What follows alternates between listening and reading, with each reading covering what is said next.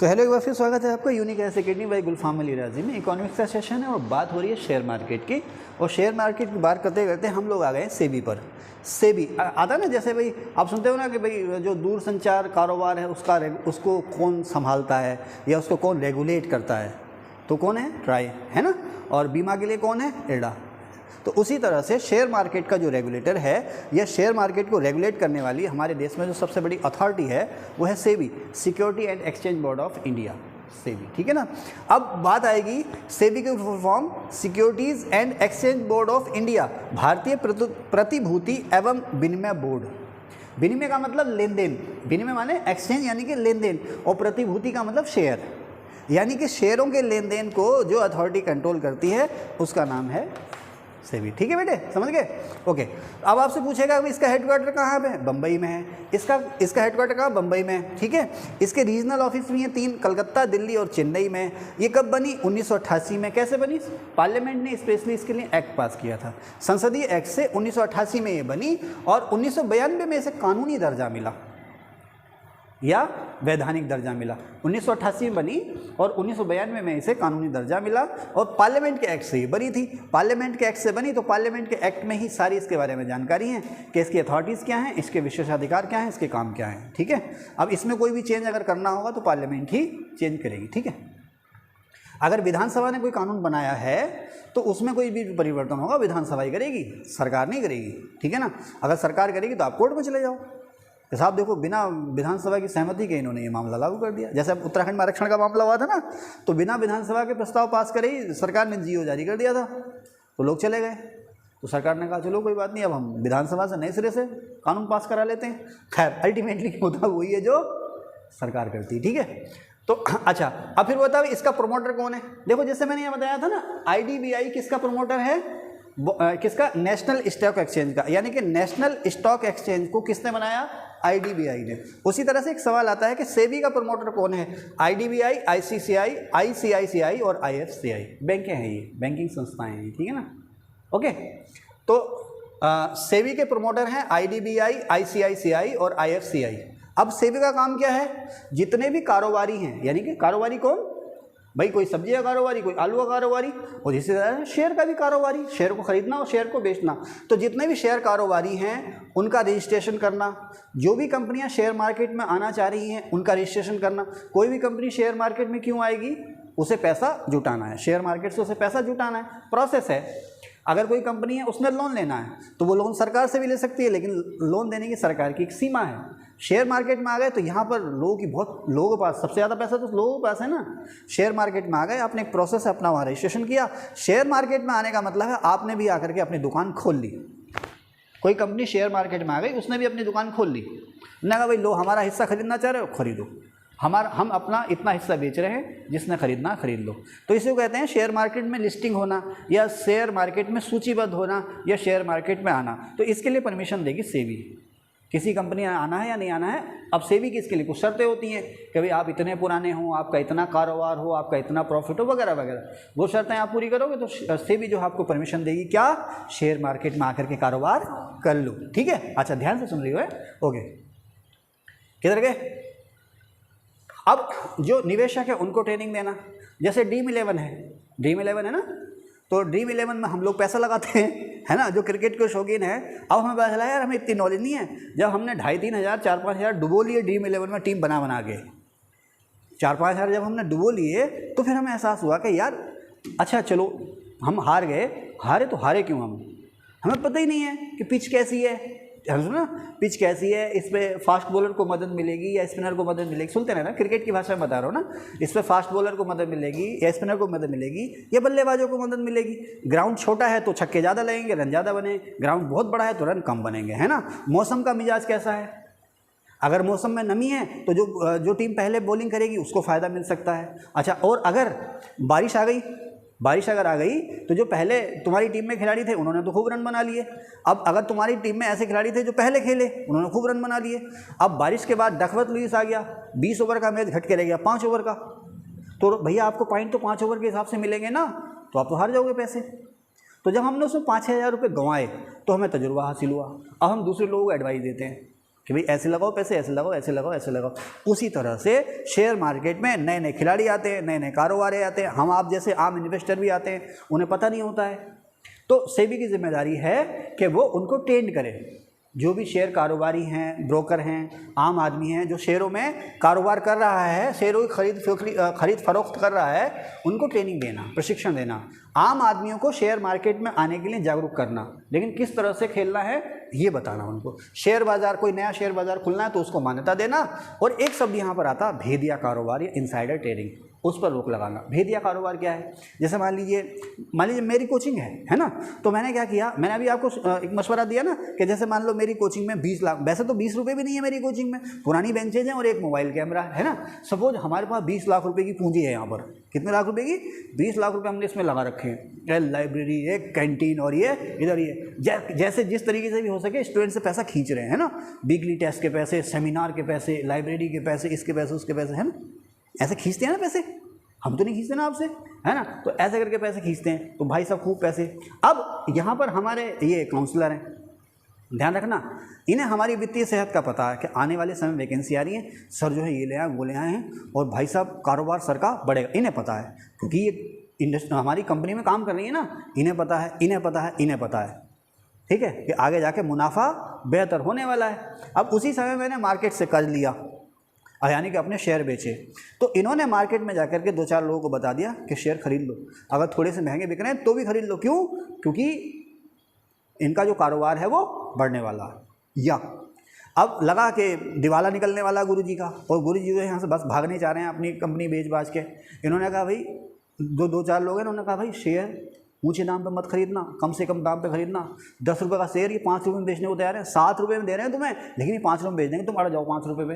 इन्होंने क्या कहा, तुम 5 रुपये पे अड़ जाओ और ये तुम्हें 5 रुपये में ही देंगे। तो मैं 10 रुपये का शेयर तुमको 5 रुपये में दे के चला गया। 100 रुपये का शेयर मैंने, भाई हम इनसे बात कर रहे हैं ना कि भाई इमरान जी यार अब शेयर बेचने दो, हालत ख़राब हो गई है, शेयर बेचने अगर 50 रुपये का ही बिकेगा तो बेच देंगे, लेकिन दाम रखेंगे 80 रुपये, लेकिन अगर 50 का ही बिकेगा तो बेच देंगे। आपने जितने भी कारोबारी हैं 2-4 को कह दिया अड़े रहना, 50 पे देके जाएगा, लास्ट में हो गया ना फ़ायदा। तो जो 80 का शेयर था आपको 50 का मिल गया, 30 रुपये का फ़ायदा हो गया, उसमें से कुछ हिस्सा इनका हो गया। इसे कहते हैं इनसाइडर ट्रेडिंग या भेदिया कारोबार। यानी कि कंपनी की जो वित्तीय हालत है, कंपनी की जो फ्यूचर पॉलिसीज़ हैं, उसके बारे में किसी तीसरे लोग को बता देना, बता करके अपना फ़ायदा कमा लेना, इसको कहते हैं इनसाइडर ट्रेडिंग। ये शेयर बाजार में अच्छा नहीं माना जाता, जेल भी हो जाती है। इसको कहते हैं बेटे भेदिया कारोबार। तो सेबी जो है भेदिया कारोबार या इनसाइडर ट्रेडिंग पर रोक लगाती है, ठीक है। अच्छा, यहाँ से आने से पहले हम यहाँ पर कहाँ थे? हाँ, अब यहाँ से हम सेबी की तरफ को रुख किया था हमने। अब कोई नई कंपनी आती है, वह हम भी शेयर मार्केट में हम जो है पैसा जुटाएंगे। तो अब सेबी कहती है कि भाई तुम इतना पैसा, इतने तुम्हारी हिस्सेदारी अगर 1 लाख करोड़ की है तो उसमें से तुम 20,000 करोड़ की हिस्सेदारी बेच सकते हो, इससे ज़्यादा की नहीं। इसे कहते हैं अधिकृत पूंजी या ऑथोराइज्ड कैपिटल। पूंजी की अधिकतम मात्रा जहाँ तक शेयर जारी हो सके। कोई कंपनी 1000 करोड़ की है ना, तो अब उसने कहा भाई हम अपना जो है कि IPO लेकर के आ रहे हैं। IPO माने पहली बार शेयर मार्केट में हम उतर रहे हैं। तो सेबी ने एक सीमा तय कर दी कि ठीक है 1000 करोड़ आपकी जो पूंजी है, तो आप जो है 300 करोड़ से ज़्यादा के शेयर नहीं बेचोगे, 400 से ज़्यादा शेयर करोड़ या 500 या 600 या 700 करोड़ से ज़्यादा के शेयर आप नहीं बेचोगे। इसको क्या कहेंगे? अधिकृत पूंजी या ऑथराइज्ड कैपिटल, वो मिनिमम मात्रा जहाँ तक आप शेयर जारी कर सकते हो, ठीक है। फिर आता है ब्रोकर या दलाल। दलाल समझ गए ना, जो शेयर मार्केट में शेयरों की दलाली करता है, इधर का माल उधर करता है, उसे हम कहते हैं ब्रोकर। लेकिन कौन? जो रिटेल में शेयर बेचता है। जैसे मान लो मेरे पास बहुत सारी कंपनियों के शेयर हैं, तो मैं थोक में बेच रहा हूँ, समझ रहे हो ना, थोक की दुकान और फुटकर की दुकान। मार्केट में आप चले जाओ, ज़्यादातर जो दुकानें आपकी क्या हैं, फुटकर। आप मोबाइल खरीदने जाते हो ना, मोबाइल कभी सोचा होगा आपने, कहा वो वाला मोबाइल, फला मोबाइल चाहिए, तो जो आपको मोबाइल बेचने वाला है लोकल मार्केट में फ़ोन लगाता, हाँ फला भाई यार ये वाला मोबाइल ऐसे ऐसे मिल जाएगा, हाँ मिल जाएगा। तो फटाक से अपनी स्कूटी उठाता है और आपसे कहता है बस 5 मिनट में आओ, और अपने चेलों कहता है कोल्ड ड्रिंक पिला, चाय पिला, क्योंकि तेल तो तिलों में से ही निकलेगा। वो कोल्ड ड्रिंक जो चाय आपको जो मिल रही है वो आप ही पैसे अल्टीमेटली आप ही देके जाओगे उसके। अच्छा, आज नहीं खरीदा उससे कुछ तो कल आओगे, परसों आओगे, हंस के विदा कर देगा आपको। भाई मोबाइल की तो क्या है, मोबाइल हाथ में गिरा धड़ाम, उसकी जो है वैल्यू ख़त्म होनी शुरू हो गई ना। तो कोई ऐसा है जिसने मोबाइल 4-5 साल चला लिया हो? हमारे बड़े भाई साहब ने चलाया 6 साल मोबाइल, लेकिन वो उसको बंद करके रखते हैं ड्रॉयर में, है ना। ड्रायर में बंद करके रखते हैं। हम आप जो इस्तेमाल कर रहे हैं वो 1 साल 1.5 साल बाद मोबाइल अपना बेकार हो जाता है। तो अब मोबाइल आपने खरीद लिया तो तमाम तरह के उसके एसेसरीज हैं वो भी खरीदने जाएंगे, तो वो हंस के विदा कर देता, कोई बात नहीं अगली बार आओगे फिर काटूंगा, है ना। तो अब उसने जिसको फ़ोन किया है तो वो है थोक का, उसके पास तरह तरह के मोबाइल हैं, खूब सारे मोबाइल हैं, वो बेचता इनको और ये बेचते हैं आपको। तो जो शेयर मार्केट में जो फुटकर विक्रेता उसे कहते हैं ब्रोकर या दलाल, और जो थोक विक्रेता होता है उसे जोबर कहते थे, कहीं लिखा मैंने, यस जोबर। शेयर मार्केट में शेयर को थोक में बेचने वाला उसे कहते हैं जोबर, और रिटेल या फुटकर में बेचने वाला उसे कहते हैं ब्रोकर, ओके, या दलाल। एक आता है विक्रेता का बाजार, एक आता है क्रेता का बाजार। अब देखो मान लीजिए यहाँ पर मेरी कैपेसिटी 50 बच्चों को बिठाने की है ना, 50 बच्चों की जगह मैंने 55 बिठा लिए। अब हालत ऐसी है कि मैं इतना तगड़ा ब्रांड बन चुका हूँ कि भीड़ लगी पड़ी है, लाइन लगी पड़ी है, हमें पढ़ा दो, मैं नखरे दिखा रहा हूँ, मैं वकीलों की तरह नखरे दिखा रहा हूँ। जैसे कोई वकील 2-3 केस जीत जाए ना, अब उसके नखरे, कोई वकील साहब सुन रहे हो तो सुन लें, 2-3 केस जीत जाए उसके फिर नखरे, वो आपको 1 मिनट बात करने के लिए आपसे 3 घंटे इंतजार कराएगा। कितने घंटे? 3 घंटे इंतजार कराएगा। 1 मिनट रुकना जरा। तो अब 3-4 केस जीत दिए वकील ने, अब उसके बढ़ गए भाव बढ़ गए। अब वो भाई साहब आपको 1 मिनट के लिए 3-3 घंटे इंतजार करा रहा, हुई है ना।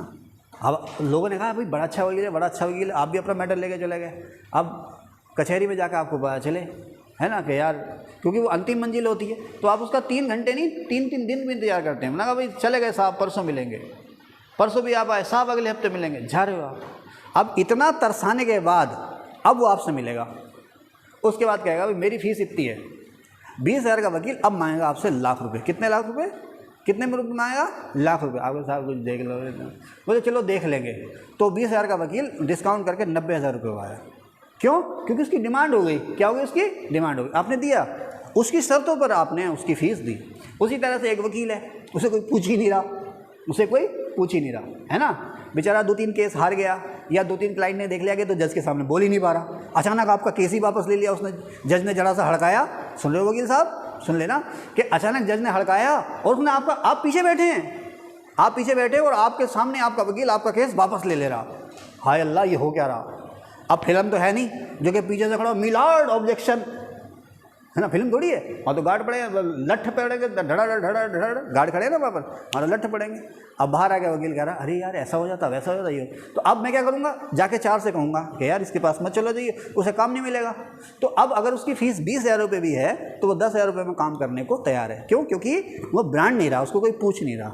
तो यहीं पर बात आती है खरीदार का बाज़ार और विक्रेता का बाज़ार। जब कंपनी के शेयर बढ़ रहे हैं, कंपनी की ब्रांड वैल्यू बढ़ रही है, तो वो अपनी शर्तों पर अपने शेयर बेचेगा, उसे कहते हैं विक्रेता का बाजार। और जब कंपनी की ब्रांड वैल्यू घट रही है, उसके शेयरों की कीमतें घट रही हैं, कोई पूछ नहीं रहा है, तो भैया मेरी मर्जी है, जितने दाम पर मैं लूँगा, नहीं तो नहीं लूँगा, उसे कहते हैं खरीदार का बाजार या क्रेता का बाजार। क्रेता माने खरीदने वाला और विक्रेता माने बेचने वाला। समझ गए रूपाली, है ना? ठीक है। अब आता है वायदा बाजार या वायदा कारोबार या फ्यूचर मार्केट, है ना। देखो अभी क्या हुआ कि आज से करीब 20 साल पहले मेंथा, पिपरमिंट जिसे कहते हैं ना, मेंथा, उसके रेट बहुत आ गए। अभी अगर आप लोग अखबार पढ़ते नहीं हो, आपने देखा होगा इस समय इतना धान लगा हुआ है कि हमारे यहाँ जो मानसून सीजन होता है ना, तराई में इतना धान लगा हुआ है कि मात्र 10 या 15% जो ज़मीन है वो खाली है, बाकी सारा धान लगा हुआ है। आप कभी देखा आपने? जहाँ पर सिंचाई की सुविधा है वहाँ तो धान लगी गया, और जहाँ पर छोटा मोटा पंपिंग सेट वगैरह हो गया वहाँ पर भी लोगों ने ज़बरदस्ती धान लगा लिया। और इस समय पसीना पसीना हो रहे हैं, क्योंकि अप्रैल मई पूरे सूखे गुजर गए और जून भी सूखा जा रहा है। नहीं तो हल्की फुल्की बारिश हो जाती थी ना तो सहारा मिल जाता था। क्यों? क्योंकि पिछली बार जो बासमती धान था वो 4,500-5 हज़ार रुपये तक बिक गया पिछले साल। इस समय का 4,500-5 हज़ार रुपये तक बिक गया। क्यों? बाहर डिमांड थी, विदेशों में एक्सपोर्ट हो रहा था, डिमांड थी। अभी इस बीच क्या हुआ कि सरकार ने कुछ किस्म के धान के एक्सपोर्ट पर रोक लगा दी। दूसरा, विदेशों में भी दाम गिर गए, विदेशों में मांग नहीं है। तीसरा, भोजा धान लगा लिया, तो इस समय बिक रहा 1,500-2 हज़ार, कोई पूछ ही नहीं रहा उसको। समझ गए ना? तो ये बात कहाँ से, हाँ यस, ये बात यहाँ से आई। अब समझ, मैंने क्या है, मैं 100 एकड़, 100 एकड़ तो बहुत हो गई आजकल, 100 एकड़ किसके पास है ना, अब ना बेची 100 एकड़। मेरे पास 10 एकड़ ज़मीन है। हाँ, तो मेंथा का रेट बहुत है। मेंथा समझती हो ना? मेंथा समझती हो? मिंट, पिपरमिंट, है ना, ठंडा ठंडा कूल जानते हो ना? तो मेंथा का दाम खूब आया साहब, तो लोगों ने मेंथा की खेती खूब की। तो मेंथा के जो कारोबारी थे उन्हें भी बहुत उनकी पोबारें हो रही थी। मेंथा का कारोबार इतना था इमरान जी, जगह जगह मेंथा की रिफाइनरी, जिन्हें कहते थे तेल की टंकियाँ, जगह जगह मेंथा की टंकियाँ, लोगों ने बैलगाड़ियाँ और पता नहीं कारोबार, खूब लोगों को रोजगार मिल रहा, और जिसे देखो मेंथा उगाया पड़ा, जिसे देखो मेंथा उगाया पड़ा। अब जो मेंथा कारोबारी थे उन्हें परेशानी यार किसान किसे बेच देगा, किसे बेच देगा, किसे बेच देगा। तो होता क्या है कि किसान ने आज खेत में मेंथा बोया है, बोने की तैयारी कर रहा है, तुम किसान हो, तो मैंने तुमसे कहा कि जब तुम्हारा फसल तैयार हो जाएगी तो इतने रेट पर मैं खरीद लूँगा, एडवांस ये ले लो। अब करार हो गया हमारा, अगर रेट ज़्यादा हो तो मैं ज़्यादा रेट नहीं दूंगा, लेकिन अगर रेट कम हो गया तो भी मैं आपको रेट कम नहीं दूंगा, वही रेट दूंगा जो मैंने आपसे तय किया था। मैंने धान उगाया, आपने मुझसे करार कर लिया, आप कोई कंपनी, आपने करार कर लिया कि आपका धान जो है मैं 3,000 रुपये क्विंटल खरीदूंगा, जितना भी होगा। अब धान का रेट रह गया 2,500, तो भी मैं आपको 3,000 दूंगा, लेकिन अगर धान का रेट हो गया 3,500 तो भी मैं आपको 3,000 दूंगा, क्योंकि मैं आपसे एडवांस ले चुका हूँ। और इससे मुझे क्या मिला, मुझे मिली सिक्योरिटी या सुरक्षा, यानी कि जैसे ही मेरी फसल तैयार होगी मेरी फसल आराम से बिक जाएगी और इससे कम दाम मुझे मिलेगा नहीं। अब ये व्यापारी का रिस्क है, दाम घट जाए या दाम बढ़ जाए। व्यापार का मतलब ही क्या है, रिस्क है ना। हाँ, ये व्यापारी का रिस्क है। तो इस कारोबार को कहते हैं बेटे वायदा बाजार या वायदा कारोबार या फ्यूचर मार्केट। ओके, जो सरकारी कंपनियों के शेयर होते हैं ना, सरकारी प्रतिभूतियाँ, उन्हें कहते हैं गिल्ट-एज शेयर या गिल्ट-एज मार्केट। सरकारी कंपनियों के शेयर होते हैं, ये आमतौर पर मुनाफा देते हैं। सवाल आता है कि शेयर कारोबार में सबसे सुरक्षित निवेश कौन सा माना जाता है, सरकारी प्रतिभूतियों में या गिल्ट-एज में या गिल्ट-एज मार्केट में। ठीक है, तो चलिए सर, आज के सेशन में बस इतना ही। Thank you.